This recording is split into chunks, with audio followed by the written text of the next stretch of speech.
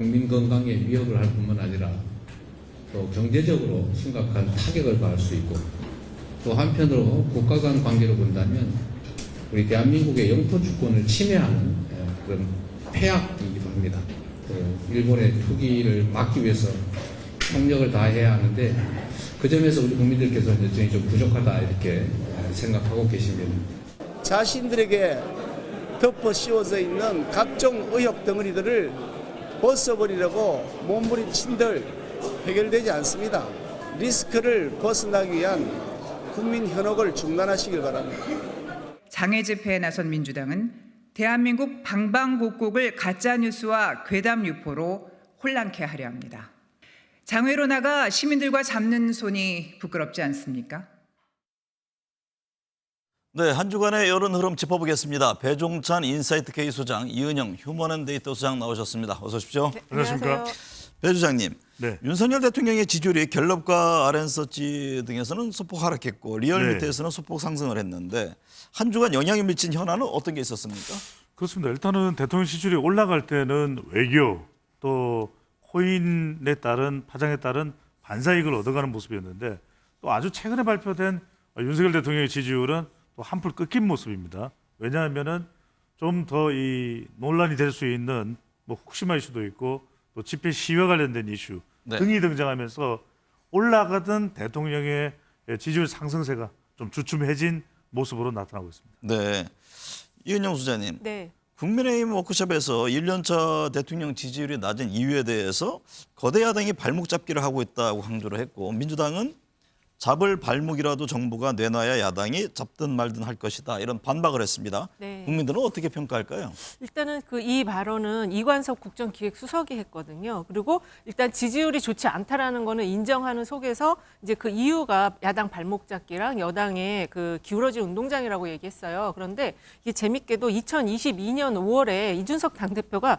똑같은 얘기를 했습니다. 거대 야당의 발목 잡기 때문에 우리가 원 없이 좀 일 좀 할 수 있겠다 이렇게 얘기를 했거든요. 그래서 1년이 지났는데도 이 지금 여당과 대통령실의 전국 인식 자체가 바뀐 게 없다. 그리고 좀 전에 그 배종찬 소장님 얘기하셨는데 지금 대통령 지지율이 정체가 되어 있는 게 이 국정 운영 스타일이거든요. 그러니까 외교를 통한 외교 랠리를 통해서 약간 상승의 기미는 있었는데 국정을 좀 전반적으로 바꾸려는 태도가 없다 보니까 다시 또 주춤하면서 이렇게 꺾인 새가 나오는 그런 결과가 나타나서 일단 기본적인 인식을 좀 바꿔야 될 것 같아요. 네. 국민의힘 지지율이 소폭 하락한 가운데 이용우 의원이 오인회 네. 발언을 한 것을 두고 논란이 있었잖아요. 네. 이준석 전 대표는 명단을 공개하겠다 예고한 상황인데 오인회 논란이 향후 여론에 미칠 영향은 어떨까요? 그런데 일단 여론에 어떤 이슈들이 영향을 주는지를 먼저 좀 우리가 확인해 볼 필요가 있는데 네. 대통령 지지율도 그렇고 정당 지지율도 그렇고 이념 그리고 정책 또 사람이 영향을 주는 것은 사람 이슈입니다. 결과적으로는 윤석열 대통령의 지지율이 가장 크게 타격받을 때도 사람이었는데 한참 우리가 윤핵관 이야기를 하다가 이영호 의원이 거론한 것은 오인회거든요. 근데 이 오인회가 오인을 받지 않습니까?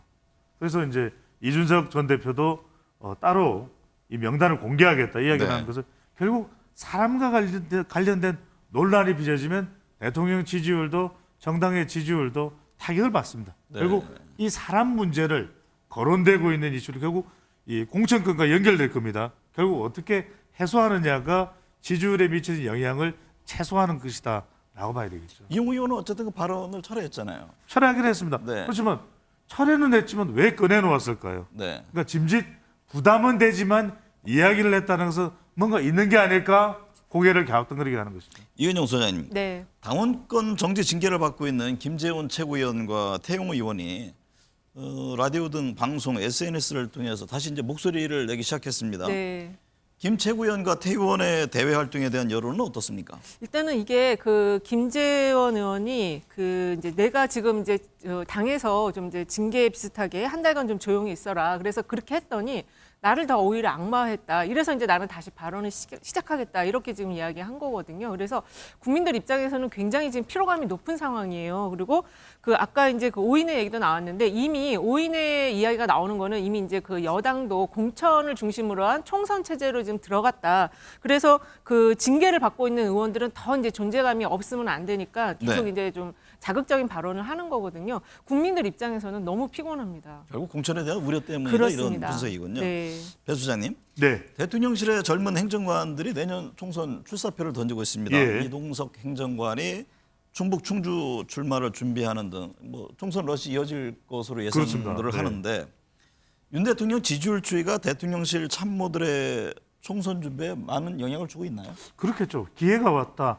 대통령의 지지율이 올라간다면 그리고 또 공천의 후보자 물갈이 비중이 많아진다 그러면은 뭐 윤석열 대통령 정부에서 참여하고 있는 인사들은 기회가 왔다 이렇게 생각할 수가 있습니다. 그리고 네. 출마는 또 자유입니다. 그리고 또 대통령 지지율이 높을 때는 상당한 또 여건 내에서는 기회가 됩니다. 과거에도 보면은 대통령 재직 시에 대통령과 가까운 사람들이 선거에 많이 출마를 합니다. 이번에도 윤석열 대통령 재임 시 이미 지방선거 지나갔고요. 또 한 번의 지방선거가 남아있고 특히 인데 내년 총선이 상당히 큰 기회가 될 겁니다. 네. 그러다 보면 출마를 할 수 있는데 문제는 뭐냐. 누가 출마하느냐가 문제가 아니라 이 공천 과정이 얼마나 공정하냐 네. 또 투명하냐 이게 핵심일 겁니다. 그러니까 이제 우리가 일반적으로는 이런 공천 과정을 통해서도 중도층 또 무당층 MZ세대의 지지를 끌어내는 것이거든요. 근데 문제는 뭐냐. 이 공천 자체가 삐그덕 와지건 해버리면 정말 정작 지지 기반인 대륙주 대구 경북에서 또 60대 또는 중부층에서 이거 왜 이럴까 이러면서 또 의문이 생기면서 더 지지율에 타격을 받을 수 있기 때문에 정말 이 공천은 공정한 경쟁이 돼야 되는 것입니다. 네.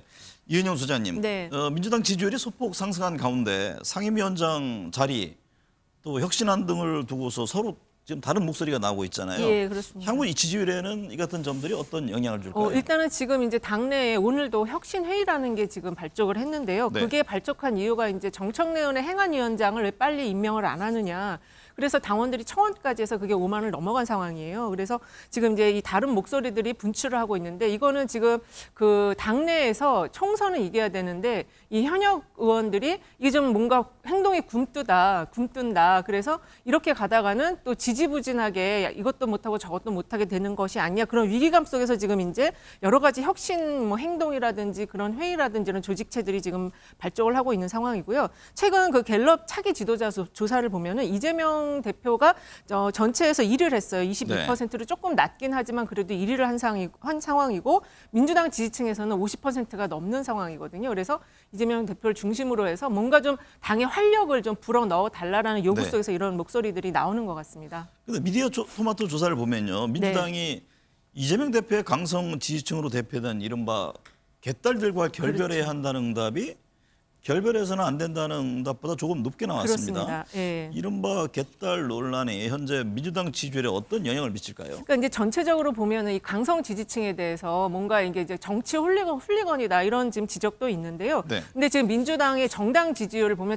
최근에 이제 뭐 돈봉투라든지 김남국 코인 등등으로 해서 지지율이 크게 빠질 것 같았는데 상당히 지금 견조하게 유지를 해주고 있거든요. 네. 그리고 민주당의 그 정당 지지율의 가장 핵심적인 그 연령대가 30대에서 50대예요. 여기가 거의 지금 당 지지율이 37, 8%가 나옵니다. 평균보다 지금 높게 나오는 연령대가 30에서 50대인데 이 세대가 이제 결별하면 안 된다라는 의견은 거의 50%가 가까워요. 그래서 이 당의 지금 그 전체 여론과는 좀 다르지만 당 핵심 그 주축 세력인 30대에서 50대가 이렇게 지금 강성 지지층과 함께 목소리를 좀 가져가야 된다라고 하는 거에 대해서는 당에서도 이제 그 흐름을 좀 타고 가야 된다 이렇게 좀 볼 수도 있을 것 네. 같습니다. 결별 여부보다는 이 개혁의 딸들에 대해서는 성격의 문제로 보입니다. 그러니까 이제 핵심 지지층은 반드시 정치 세력에는 필요하겠죠. 특히 이재명 대표가 정치적으로 상당히 또 불리한 국면입니다. 여러 가지 리스크도 지금 전개되고 있는 그런 상황이기 때문에 그렇다면 지지층들이 이재명 대표나 더불어민주당에 대해서 강력한 지지를 보내는 것은 긍정적으로 볼 수 있는데 문제는 뭐냐면 다른 정치 세계에 대해서 또는 비명에 대해서 그러니까 이재명 대표와 이재명 대표 주변의 친명 세력 외에는 상당히 배타적이고 네. 상당히 또 공격적인 부분에 대해서는 지적을 하고 있는 것이고 오죽했으면 뭐 BTS 아미까지 거론되고 있지 않습니까? 그런 면에서는 이건 뭐 결별 여부보다는 적어도 개딸의 성격을 좀 다른 방향으로 향할 수 있도록 이재명 대표가 좀 나서야 되는 거 아니냐 그런 요구와 또 지적이라고 봐야 되겠죠. 내년 총선 전망도 해볼까요? 배 수장님. 예. 갤럽 조사에서는 정부 견제론이 정부 지원론보다 더 높은 것으로 나타났고 예. 여론조사 공정은 거의 응답 비슷하게 나왔습니다. 내년 총선에서 중요한 변수는 무엇이 있을까요? 조금 이제 질문의 성격이 다릅니다. 여론조사 공정에서는 어떻게 이야기했냐면 내년 총선에 어느 정당의 후보에게 투표를 하겠냐고 물어봤고요. 네.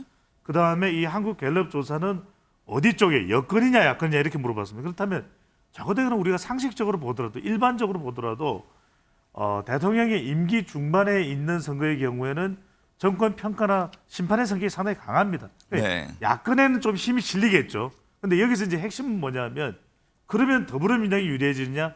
그건 또 아니다. 왜 그러냐면 더불어민주당도 지금 온갖 리스크들이 많다. 김남국 리스크, 이재명 리스크, 돈봉투 리스크까지. 그렇다면 야권이 좀 유리한 국면인데 더불어민주당이 그만큼 지지를 확보하고 있지는 못하다. 이 격차, 이 정도의 격차가 발생하는 이 부분을 더불어민주당이 과연 어떻게 극복을 하겠느냐. 네. 이게 핵심이라고 봐야 되겠죠. 유인영 소장님은요? 예, 이게 총선 전망과 관련해서 갤럽 조사하고 지금 그 여론조사 공정 자료가 좀 다르게 나왔어요. 근데 이게 중요한 게 뭐냐면은 이거를 이제 그 조사, 각각의 조사의 정당 지지율과의 상관관계를 봐야 되거든요. 연관성을 봐야 되는데 지금 공정 자료는 국민의힘 지지율이 41.7%인데 내년에 어느 정당 후보에게 찍겠느냐 이게 38.9로 오히려 내려갑니다. 민주당은 정당 지지율이 35.4가 나왔는데 내년에 민주당 후보에 찍겠다라는 게 38.7로 더 올라가요. 오히려 당 지지율보다 더 올라갑니다. 후보 그러니까는 이게 차이가 있다 이거군요. 그렇습니다. 네. 확장성이 더 생기고 갤럽 자료도 지금 민주당의 경우 내년 총선은 야당을 찍겠다가 거의 17% 포인트나 상승을 하기 때문에 요거는 그냥 다 자체 하나의 그 하나의 단문으로만 볼 게 아니고 정당 지지율과 연관성으로 볼 때는 민주당이 조금 더 잠재력이 있다 이렇게 볼 수 있을 것 같아요. 잠깐만, 요거는 조금 더 분명하게 말씀드려야 되는데 갤럽 조사에서 더불어민주당의 지지율과 내년 총선에서 야권에게 힘을 실어주겠다는 상당 격차가 나고 있거든요. 이 부분은 정확하게 말씀드려야 될 것 같아요. 네. 일본이 후쿠시마 원전 오염수 방류를 앞두고 있습니다. 대다수의 국민이 오염수 방류에 반대한다는 조사가 나오고 있는데요. 배 수장님, 네. 후쿠시마 원전 오염수 방류 정치권에 뭐 지난주에도 이게 상당히 영향을 줄 것이다 예. 이런 진단이었잖아요. 여전인가요? 네. 예, 전제 조건을 하나 달아야 될 것 같습니다. 네. 정부가 일단은 공을 가지고 있어요. 정부 쪽에 공이 넘어와 있습니다. 네. 저는 윤석열 정부와 집권 여당이 얼마나 과학적 검증의 차원이 아니라 이건 심리적 불안을 관리하는 차원에 가야 된다. 그래서 이 심리적 불안과 관련된 리스크 커뮤니케이션을 얼마나 정부 여당이 잘하느냐에 저는 이것이 파장으로 가느냐 아니면 어느 정도 관리가 가능한 논란으로 가느냐에 이 관전이 분수령이 네. 될 수밖에 없다고 보는데 그런 이유는 뭐냐면 결국 우리가 2008년을 한번 되돌아보십시오. 2008년을 보면 과학적 검증의 문제 아닙니까? 그냥 앉아서 서로 의견이 다를 수가 있습니다. 그럼 또 절충점을 찾아가고 이게 소고기의 원령이 30개월이냐 30개월 미만일 때 이상이고 미만일 때 어떤 차이가 있는지 호주의 경우는 캐나다의 경우는 유럽의 경우는 좀 더 차분하게 또 토론하면 됩니다. 수출되기 전까지. 그런데 지금은 뭐냐면 우리가 그때도 문제가 됐던 것이 결과적으로는 그 원령의 문제라기보다는 소통의 문제입니다. 명박산성이 등장하자마자 이건 더 이상 볼 것도 없는 거예요. 네. 이제는 서로 양극단적으로 나누어져서 치열하게 붙는 수밖에 없는 것이거든요. 저는 이것이 그렇게 가서는 안 된다. 만약 이것을 반의를 하고 또 이것이 노저편을 하고 해서 해결될 수 있는 문제라면 그렇게 가야 되겠죠. 하지만 그건 아니기 때문에 저는 과학적 검증은 지극히 기본이고 이것은 또 여기서도 논란이 벌어질 수밖에 없기 때문에 정부 여당이 발생할 수밖에 없는 수산물 업자든지 또는 우리 수산물을 사는 국내 소비자든지 일단 방류수라는 이야기만 들어도 우리 국민들이 불안해하든지 한 가지만 더 말씀드리면 뭐냐면 이것입니다. 더 과학적으로는 네. 이 일본에서 방류된 그것은 해류를 타고서 미국을 돌아서 태평양을 한번 돌아서 우리나라로 옵니다. 하지만 그런 이야기를 듣는다 하더라도 국민들은 불안할 거예요. 네. 이은영 소장님, 네. 민주당 지도부는 부산에서 후쿠시마 원전 오염수 관련 장외 여론전에 나섰고 네. 국민의힘은 괴담을 유포한다 비난하고 있는데요. 여야 후쿠시마 오염수 방류 대응에 대한 여론은 각각 어떻게 일단 나타납니까? 아까 이제 현근택 변호사님이 부산에서 왜 장외 집회를 했는지에 대한 배경을 얘기를 해주셨는데 네. 지금 지역에 가보시면 그 국민의힘에서 괴담을 뿌리지 말라는 괴담을 유포하지 말라는 현수막을 다 걸어놓은 상황이에요. 지금 민주당에서는 오염수를 처리수라고 하는 괴담을 유포하지 말라. 지금 양쪽이 똑같은 지금 서로의 각자의 이제 어떤 그 비난하는 목소리를 내고 있는데 지난 그 한일 정상회담 때 대충 여론 구조가 3대6 구조였거든요. 그러니까는 정상회담에 대해서 긍정적인 평가를 3 정도밖에 안 했는데 지금 후쿠시마 오염수와 관련해서는 조사 결과 나오는 것들을 보면은 반대한다. 그 해양 방류를 반대한다라는 게 70에서 80까지 더 높아집니다. 그리고 특히 이제 주부층에서 이거를 어떻게 바라보는지가 중요한데 지난번에도 얘기 드린 것처럼 주부층에서 이 문제를 굉장히 식탁의 문제, 아이들의 건강의 문제로 생각한다면 대통령 지지율까지 영향을 줄 수 있는 상황이다. 저는 그렇게 네. 보고 있어요. 중앙선관위 고위직 간부 자녀 채용 의혹 이어지고 있잖아요. 네. 그 특혜 의혹인데 여야는 지금 진상규명을 위해서 국회 국정조사를 하자는데 의견 일치를 봤습니다. 그런데 조사 범위라든가 여러 가지 부분에서 신경전을 예. 펼치고 있습니다. 이 선관위 채용 특혜 의혹에 대한 여론은 어떻습니까? 이보다 격앙됐던 적이 없었던 것 같아요. 네. 일반 국민들의 사실은 중앙선관위와 연결될 일은 별로 없습니다. 왜냐하면 이 선거에 나서는 후보자들이기 때문에 후보자들을 주로 이제 대상으로 하는 경우, 또 유권자들의 경우에는 불법적으로 돈을 받았거나 이런 경우에 이제 중앙선관위 제재가 있었는데 이보다 격앙됐던 적은 없었던 것 같아요. 왜? 우리 국민들이 절대로 이게 채용이나 입학에 대해서만큼은 무엇보다도 공정해야 되는 것이거든요. 그런데 아빠 찬스, 형님 찬스 그것도 공정과 신뢰로 똘똘 뭉쳐져 있어야 되는 그런 중앙선관위가 이렇게 이 아빠 찬스, 형님 찬스를 총동원해서 채용을 했다. 이거는 절대 받아들일 수가 없는 것이고 이 차원에서 중요한 건 이 부분입니다. 공정과 신뢰를 잃었다는 이야기는 네. 우리는 헌법적 독립기관이에요. 이걸 주장할 때가 아니라는 겁니다. 그 이야기는 뭐냐면 물론 우리가 법으로 따져볼 부분이 있을 겁니다. 이게 감사원이 감사를 해야 되냐 말아야 되느냐. 하지만 국민들의 격앙된 감정으로만 묻고 있는 문제가 아닙니다. 그동안 중앙선관위가 여러 차례 문제가 있었죠. 속구리 투표가 지난해 지방선거 때 문제들. 그러고 나서 자정작용이 있었나요? 이 지금 이 아빠 찬스, 형님 찬스 관련된 이야기도 2018년 이후부터 계속돼 왔어요. 고위공직자들이 중앙선관위에서. 네. 그렇다면 이건 사실상 자정작용을 잃었다면 노태학 중앙선거관리위원장은 무한 책임을 지겠다. 어떤 감사와 법적인 수사도 우리는 다 받아들이겠습니다. 라고 해야 되는 것이겠죠.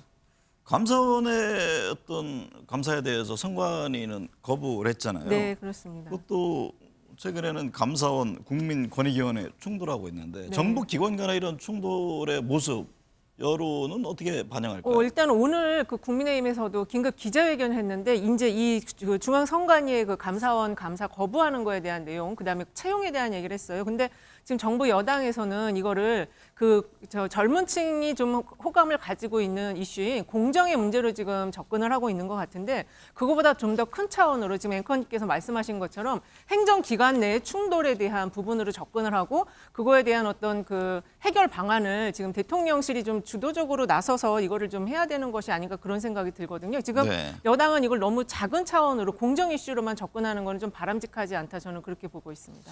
북한 이슈도 계속 살아 있습니다. 그렇습니다.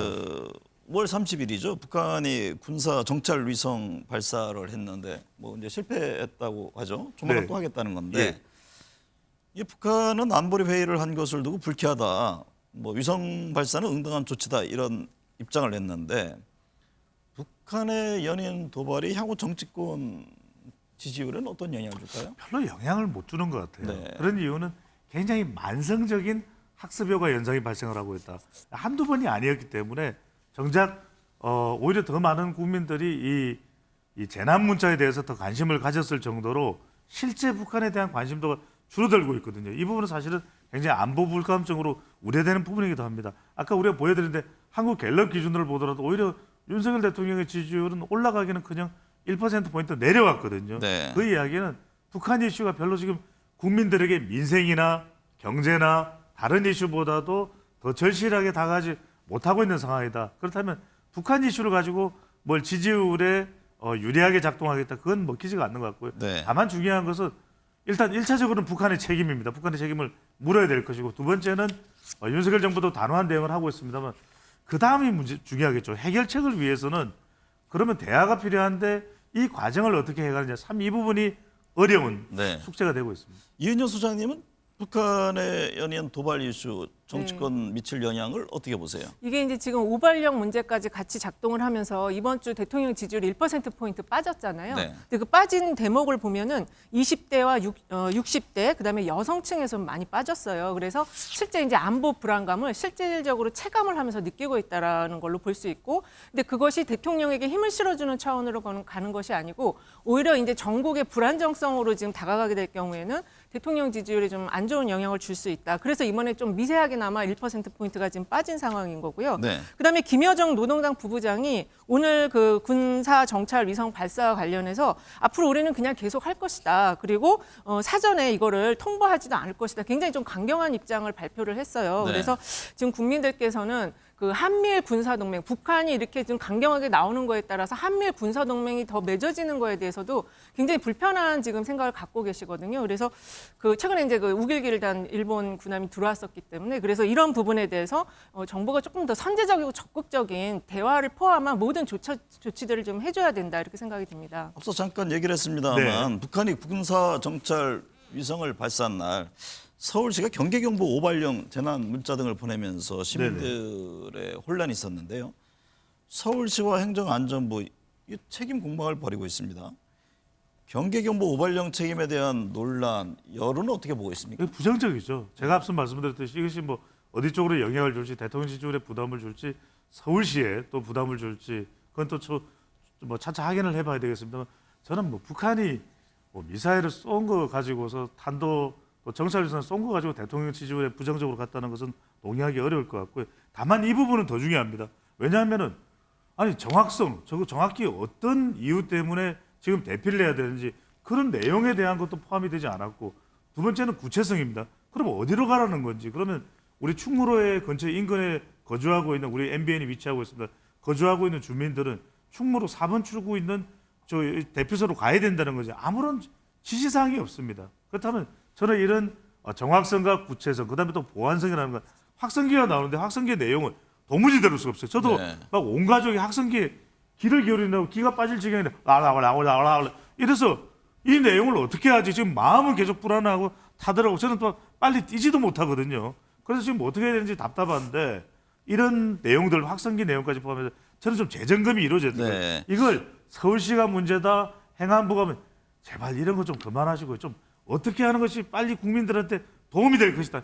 여기에 더 머리를 맞대야 될 것으로 보입니다. 책임 공방이 아니라 나타난 문제점들에 대한 원인을 그렇습니다. 찾아서 해결을 해야 그렇죠. 된다 이런 주문이네요. 그렇습니다. 지금 이번에 이제 최근에 이 전체적인 전국 상황을 보면은 국민 여러분들께서 너무 이제는 좀 다 모든 게 싫다, 뉴스도 보기 싫다 이런 지경이에요. 그래서 총선 때까지는 뉴스 안 보겠다 이런 분들도 늘어나고 있거든요. 그래서 지금 그 국정 운영 자체가 내탁 공방 이것만 하고 있어서 좀 전체적인 쇄신이 좀 필요한데 좀 인사라든지 개각이 있다는 얘기도 있었던 것 같은데 또 다시 쏙 들어갔어요. 그래서 네. 좀 국정 운영의 전반적인 좀 변화를 좀 긍정적인 에너지를 줄 수 있는 변화가 지금 필요하다. 좀 그렇게 말씀드리겠습니다. 아니, 잠깐만 하나만 네. 좀 정정을 할 필요가 있는 게 이현주 선생님께서 뉴스를 안 보겠다 그러는데 제 주변의 분들은 뉴스는 MBN 시사 스페셜만 보겠다 이렇게 얘기해요.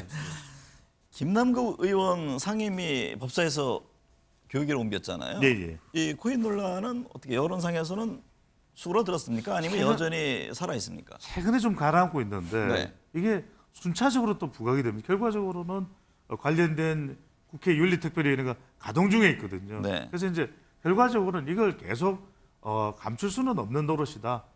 계속 이 이슈가 사라지지는 않는다. 그렇다면 중요한 것은 김남국 의원이 그렇게 자신 있게 해명하겠다고 해왔기 때문에 그런 궁금증이 있지 않습니까? 자금의 출처, 경로, 왜 이 코인에서 저 코인으로 스왑이 됐는지 그런 부분들을 또 왜 의정활동 시간 중에 거래를 할 수밖에 없었는지 그런 부분들 좀 네. 명쾌하게 해명을 할 필요가 있겠습니다. 이번 한 주간 지지율이나 여론에 미칠 현안은 어떤 게 있을까요? 역시 지금 후쿠시마 오염수 문제가 이게 8월까지 갈 사항인 것 같습니다. 그래서 그게 이제 그 주부층에게 미치는 영향이 계속 이어질 걸로 보여지는데 그러면 전국 운영에 또 어려움이 있겠죠.